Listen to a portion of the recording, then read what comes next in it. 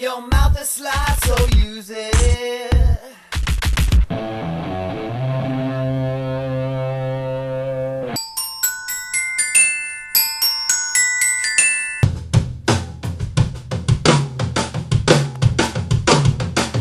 We recorded like 99% of it in my apartment. Your head is high, so use it.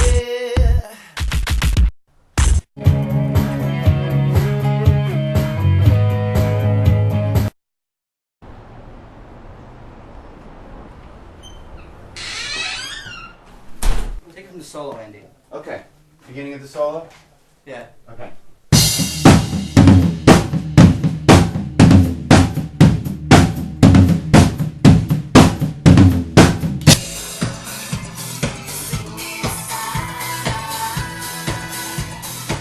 Sing Me a Sign was an obvious choice. It's a great way to start off a record. Sing me a sign, whisper my name. The song that I wrote last December, I thought, oh, I gotta get Devlin to sing on this one. Eva lives on 2nd Street, got to make the ends meet. She wicked and she's sweet, and nothing is for free.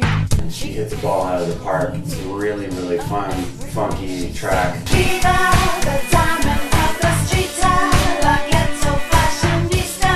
The buzz is getting sweeter all the time. This one, time has come.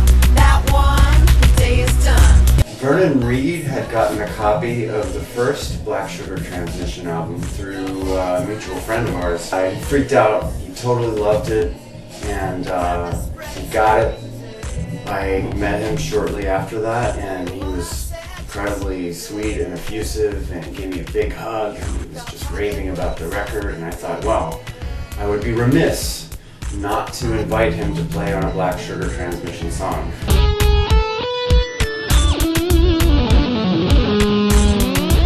You all know who Vernon Reid is. He's a modern music icon. He's the founder and the leader of Living in Color, and he's done all kinds of incredible collaborations with people like DJ Logic and Public Enemy. The list goes on and on. But the song Use It would be a really good one for him to play on because it's got a solo section that's just a wide open space. It has no chords in it, nothing to tie him down harmonically. And Vernon's really great when he plays outside. He sent me 4 solos for that song, and they were all great and really different.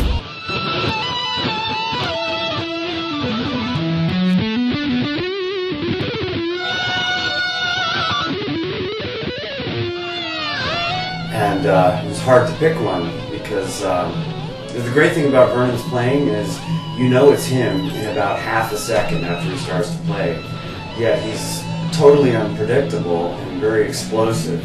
Patti Rothberg I've known for years, but it wasn't until about a year and a half ago I went to see her perform, and it occurred to me we should do something together. I'm just such a huge fan of her voice and her delivery and everything. I listen to all of her records. I'm definitely a fan. She's the real deal. She said I'd love to. We recorded the tracks in one afternoon, and I just melted when I heard our voices together.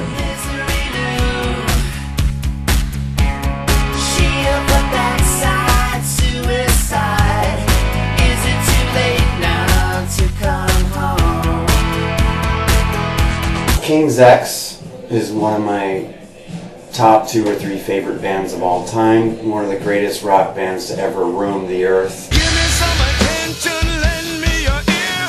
Give me what you do and get me out of here. Definitely the most underrated band ever. I've gotten to know the guys in King's X over the last few years because Matt and I actually both played with Jerry Gaskill. You know, I've gotten to know Doug a little bit, and he started to pay attention to my music. He's one of the greatest rock singers to ever step in front of a microphone, period.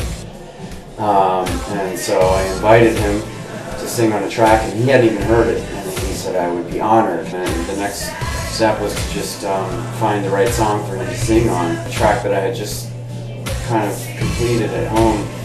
that was an unlikely choice for him because it doesn't have any guitars on it. Almost entirely made up of samples that I cobbled together from a lot of my classical records.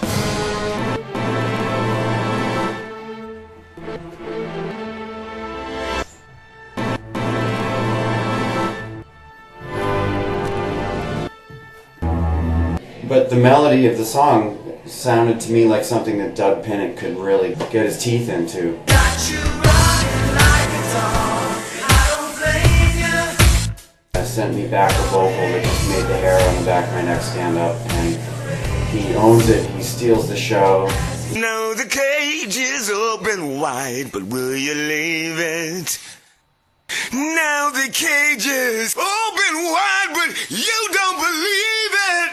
I could die happy now that this guy has sung on one of my songs. And also Matt sings the first verse, and I got a couple of other good friends of mine to sing in the choruses to make it sound really big and epic. And Alyssa B, who's worked with Prince, she's a total badass. Dan Carcos from Bully put some harmonies in that chorus. Got you running like a dog, and I don't blame you. Though it ain't particularly courageous. Kicked in the fly by the sucker with the house in the sky. You have a good time, you love a surprise this time.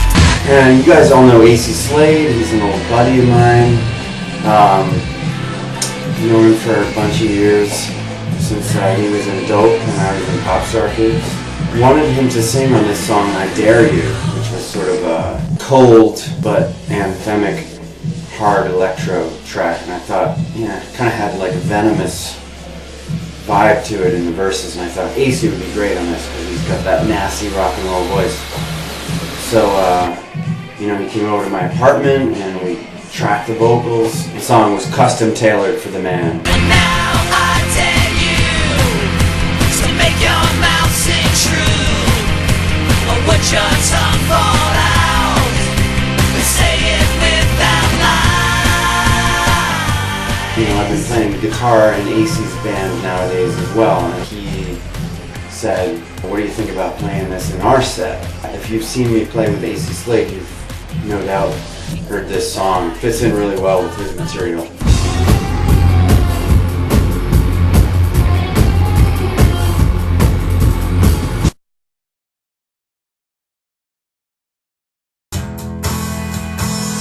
Your mixes are very consistent. Add a little bit of EQ, add a little bit of shelf, high and low shelves.